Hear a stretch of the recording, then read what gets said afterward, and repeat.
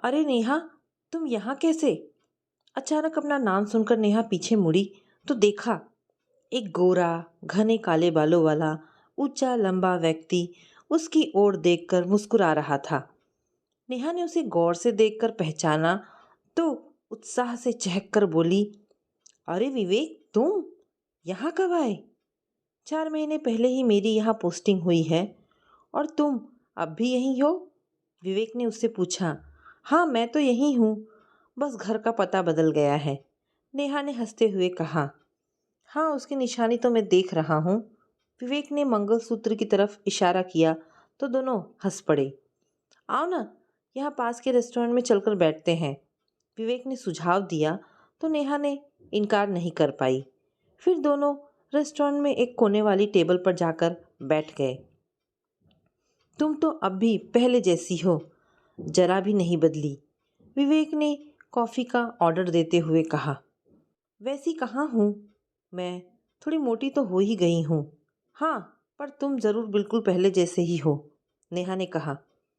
मैं कहना चाह रहा था कि तुम्हारा चेहरा आज भी वैसा ही नाजुक और मासूम है जैसा 7 साल पहले था।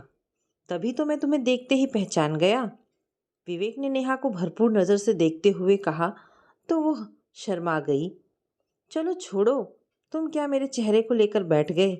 यह बताओ कि आज भरी दोपहर में मार्केट में क्या कर रहे थे?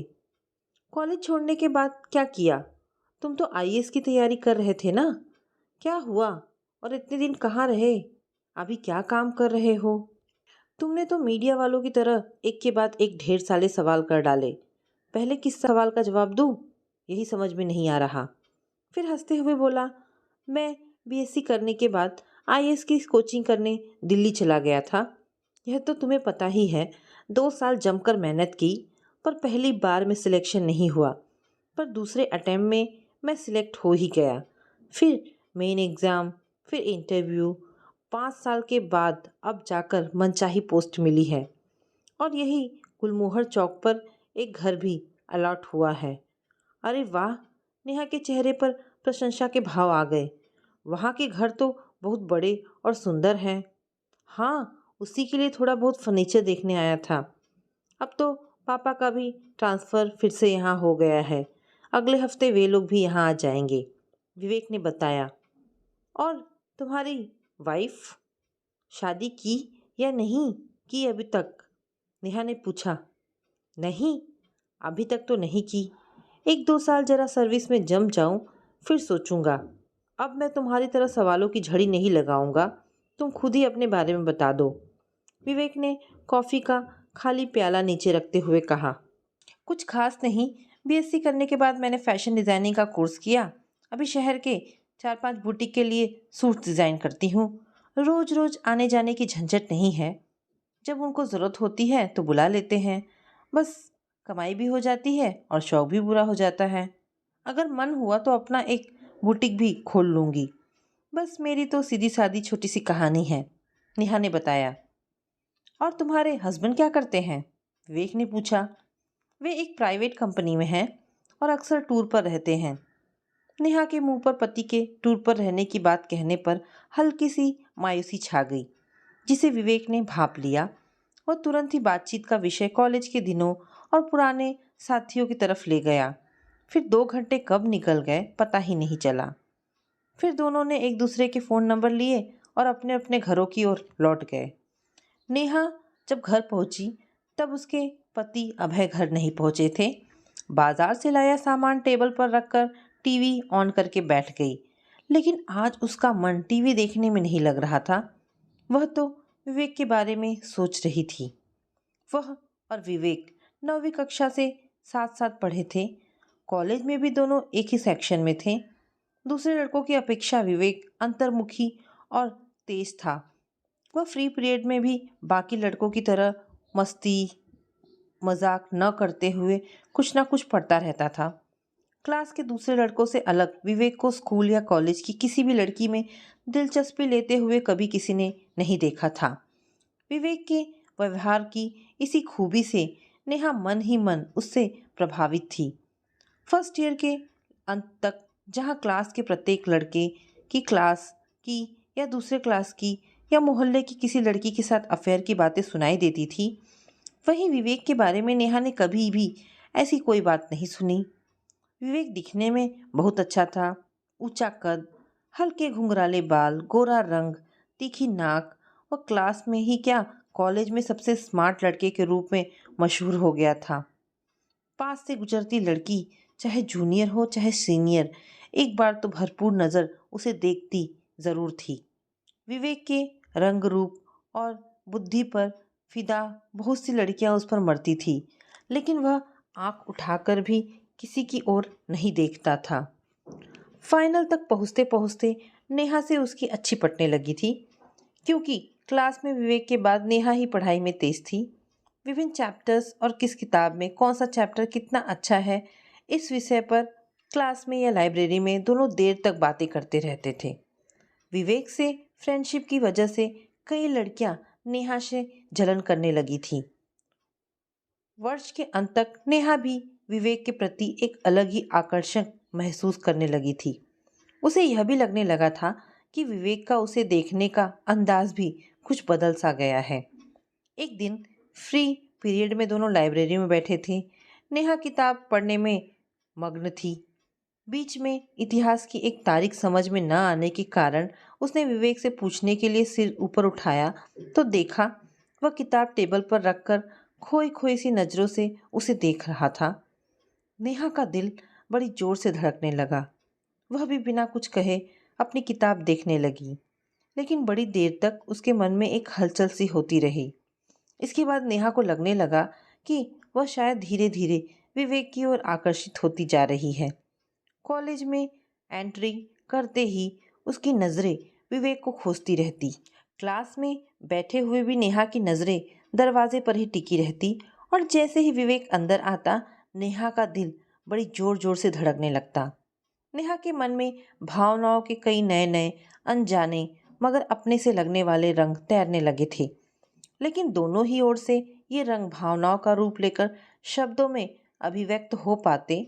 फाइनल एग्जाम सिर पर आ गए और फिर लास्ट पेपर जिस दिन था उस दिन विवेक अपने माँ पापा के साथ दिल्ली चला गया, क्योंकि उसके पापा का वहाँ ट्रांसफ़र हो चुका था। वे तो बस विवेक के पेपर की खातिर ही रुके थे। विवेक एक ख्वाहिश भरी नज़र नेहा पर डालकर चला गया। दोनों के बीच जो भी था बस मौन ही रहा, कभी शब्दों या भावनाओं के रूप में अभिव्यक्त नहीं हो पाया। इसीलिए कोई किसी का इंतज़ार भी क्या करता। नेहा ने फैशन डिज़ाइनर का कोर्स किया, और जब उसके मम्मी पापा ने उसके जीवन साथी के रूप में अभय को चुना तो उसने भी उनकी इच्छा का सम्मान करते हुए अपनी सहमति दे दी। अभय के साथ उसका जीवन आराम से गुजर रहा था। आज अभय नेहा का बहुत ध्यान रखता था, लेकिन उसके बार बार टूर पर जाने और काम में अत्यधिक व्यस्त रहने से नेहा अकेलापन महसूस करती थी। दिन तो घर के काम और बुटीक के डिज़ाइन वगैरह तैयार करने में कट जाता, लेकिन उदास शामें और तन्हा रातें उसे काट खाने को दौड़ती। अभय के बगैर वह सारी सारी रातें बिस्तर पर करवटें बदलते हुए गुजार देती। महीनों वह अभय के साथ पिक्चर देखने या कहीं बाहर घूमने जाने को तरस जाती, लेकिन फिर भी अभय की भी मजबूरी समझकर वह अपने मन को समझा लेती। नेहा एक गहरी सांस लेकर उठी। आज विवेक से मिलकर ना जाने क्यों वह अपने अंदर बहुत खुशी महसूस कर रही थी। मन के एक कोने में बरसों से दबे हुए जिन रंगों पर समय की धूल पड़ गई थी, उन्हें जैसे किसी ने पानी की कुनकुनी फुहारे बरसाकर धो दिया था, और फीके पड़े रंग धुले जाने से ताजे होकर चमचमाने लगे थे। 2 दिन बाद बुटीक से आकर नेहा चाय पीते हुए एक फैशन मैगजीन में कपड़ों के लेटेस्ट डिज़ाइन देख रही थी कि फ़ोन बज उठा। नेहा ने फ़ोन उठाया। हेलो। हेलो, क्या कर रही हो नेहा? उधर से विवेक का स्वर सुनाई दिया। अरे तुम! नेहा का स्वर और चेहरा दोनों खिल गए। हाँ सुनो, संग्रहालय में अरुणाचली कलाकारों की अच्छी प्रस्तुति है। सारा इंतज़ाम मेरी ही देख रेख में चल रहा है, तुम लोग आ जाओ, विवेक ने कहा। अभय तो टूर पर हैदराबाद गए हैं, मैं अगर आई तो लौटते वक्त रात हो जाएगी। मैं अकेली इतनी दूर रात में वापस कैसे आऊंगी? नेहा के स्वर में मायूसी छा गई। बस इतनी सी बात? विवेक हंसते हुए बोला। अरे पगली, मेरे होते हुए तुम्हें अकेले आने की क्या ज़रूरत है? तुम ठीक 5 बजे तैयार रहना। मैं ड्राइवर को भेज दूंगा तुम्हें ले आने को। मैं बहुत बिजी हूँ, नहीं तो खुद आ जाता। इतना कहकर बिना जवाब का इंतज़ार किए विवेक ने फ़ोन काट दिया। नेहा मुस्कुरा दी। विवेक ने उस दिन बताया कि वह संस्कृति विभाग में एग्जीक्यूटिव डायरेक्टर है। उसे यूँ भी भारतीय लोक संस्कृति से बहुत लगाव था। स्कूल कॉलेज में भी वह सांस्कृतिक कार्यक्रमों का आयोजन व संचालन करने में हमेशा आगे रहता था। नेहा को भी सांस्कृतिक कार्यक्रम, प्रदर्शनियाँ आदि देखने का बहुत शौक था, लेकिन अभय को कभी भी टाइम नहीं मिलता। रविवार को भी अभय अक्सर या तो ऑफिस में या फिर घर पर ही कोई ना कोई काम करता रहता था। 3 साल पहले 10 दिनों के लिए वे हनीमून पर गए थे। उसके बाद से अभय लगातार अपने काम में व्यस्त ही रहा। 5 बजे बाहर गाड़ी का हॉर्न सुनकर नेहा ने खिड़की से झाँक कर देखा। बाहर एक गाड़ी खड़ी थी। नेहा समझ गई कि यह कार विवेक ने ही भेजी होगी। वह ताला लगाकर बाहर आ गई। आप नेहा जी हैं? ड्राइवर ने गाड़ी से उतरते हुए पूछा और नेहा के हाँ कहते ही दरवाज़ा खोल दिया। नेहा गाड़ी में बैठ गई। म्यूजियम पहुंचकर ड्राइवर ने उसे विवेक के पास पहुंचा दिया और वापस चला गया। आओ नेहा, विवेक ने आगे बढ़कर उसका स्वागत किया और उसे लेकर आगे चलकर सबसे आगे के एक सोफे पर बैठाकर बोला, तुम थोड़ी देर यहाँ बैठो, मैं ज़रा व्यवस्था देख कर आता हूँ।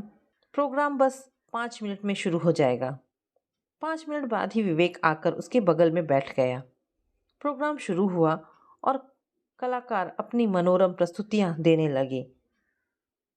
वेटर पानी, चाय, कॉफ़ी और स्नैक्स वगैरह सर्व कर रहे थे।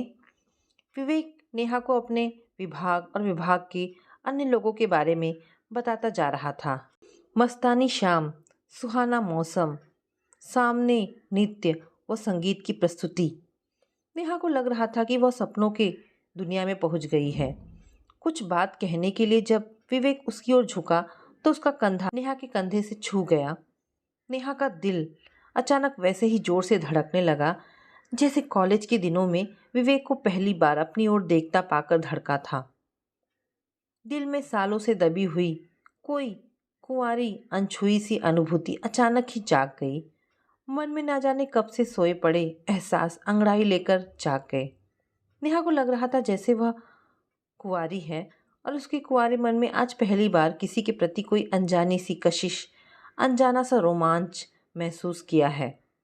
विवेक के साथ पहली लाइन में बैठी वह और चारों ओर बड़े बड़े सरकारी ऑफिसर्स और अतिथि, सब कुछ कितना भव्य लग रहा था। तालियों की गड़गड़ाहट से नेहा की तंद्रा भंग हुई। प्रोग्राम समाप्त हो चुका था। विवेक ने अपने साथी ऑफिसर्स और उनकी वाइफ से नेहा की पहचान कराई। देर तक सबसे बातें होती रही।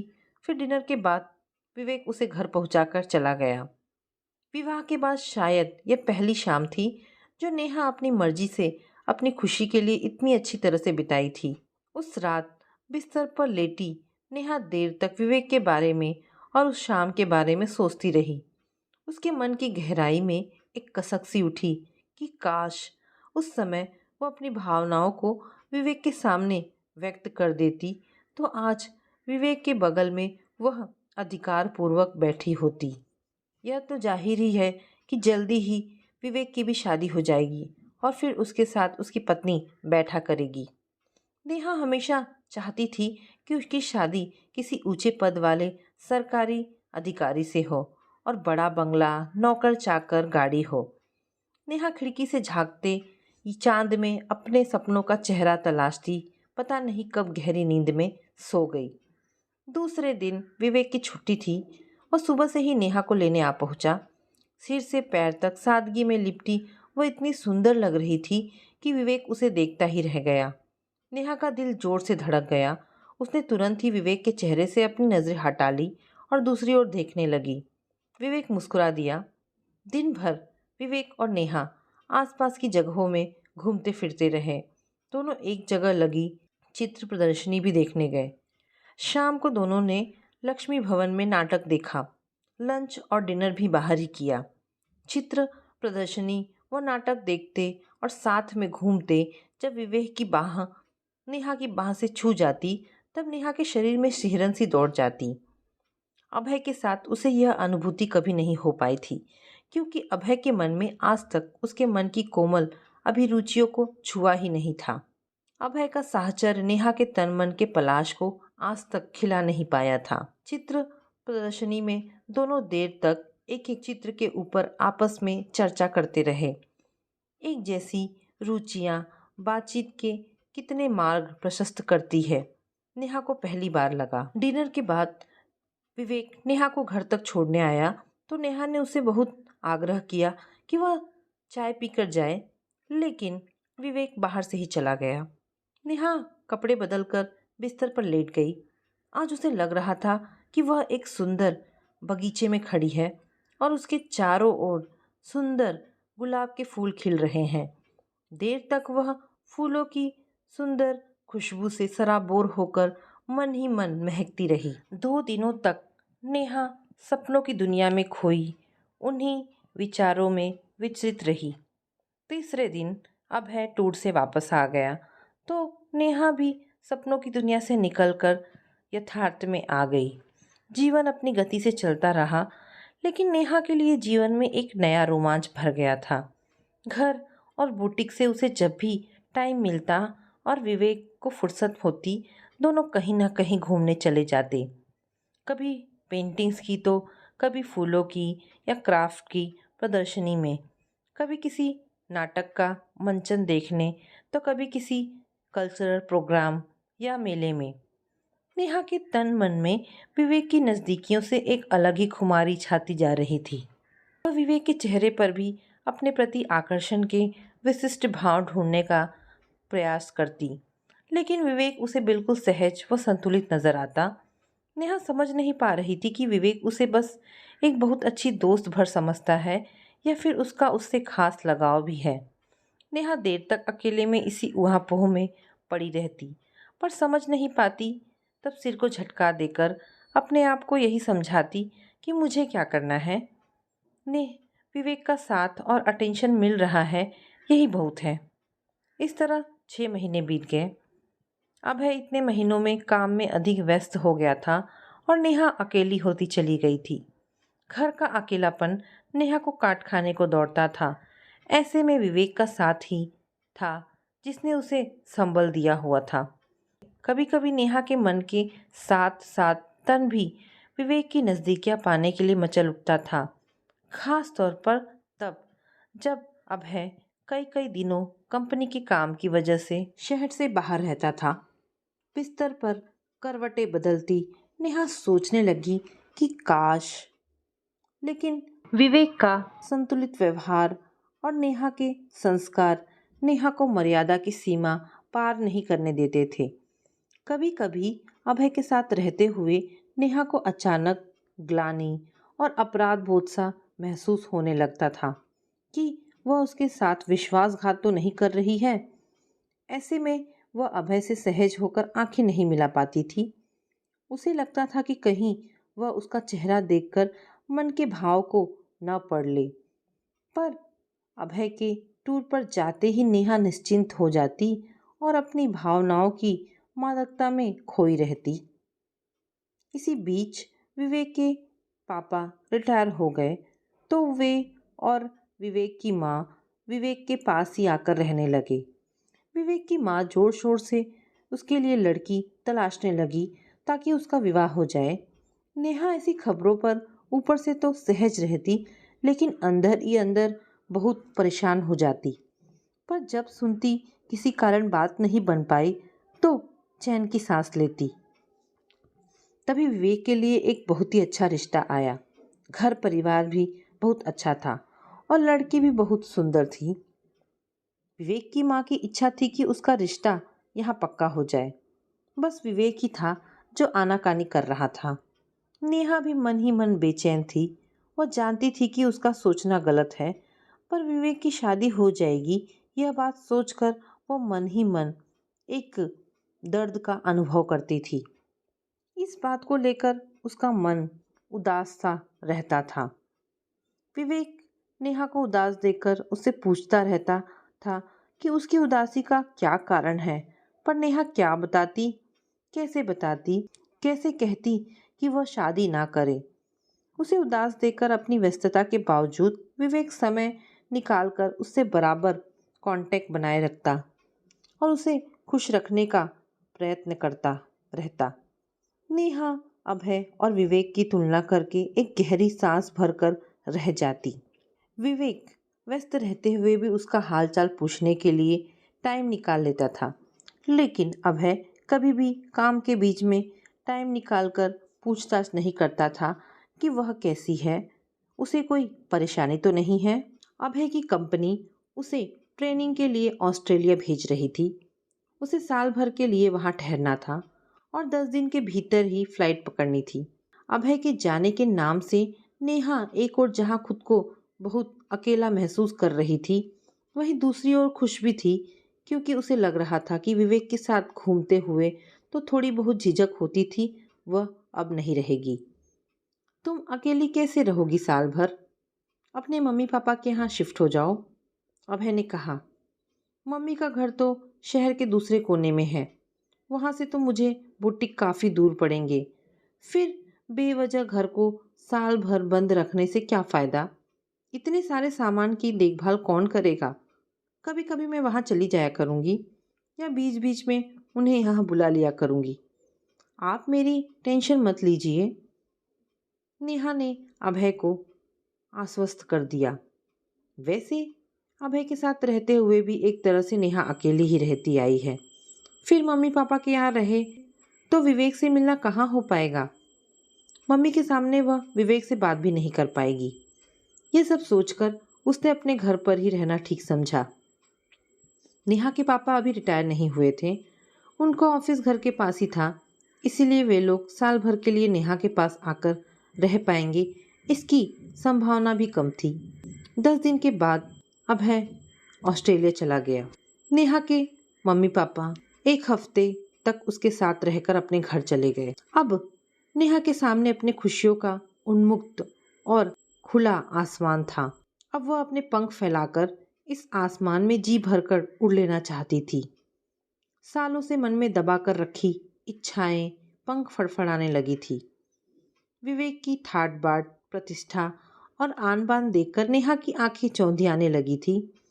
काश पापा उसकी शादी इतनी जल्दी न करते तो आज उसके पास सब कुछ होता। वह भी सरकारी गाड़ियों में घूमती, बड़े सरकारी बंगले में रहती, नौकर चाकर दिन भर उसकी जी हुजूरी करते।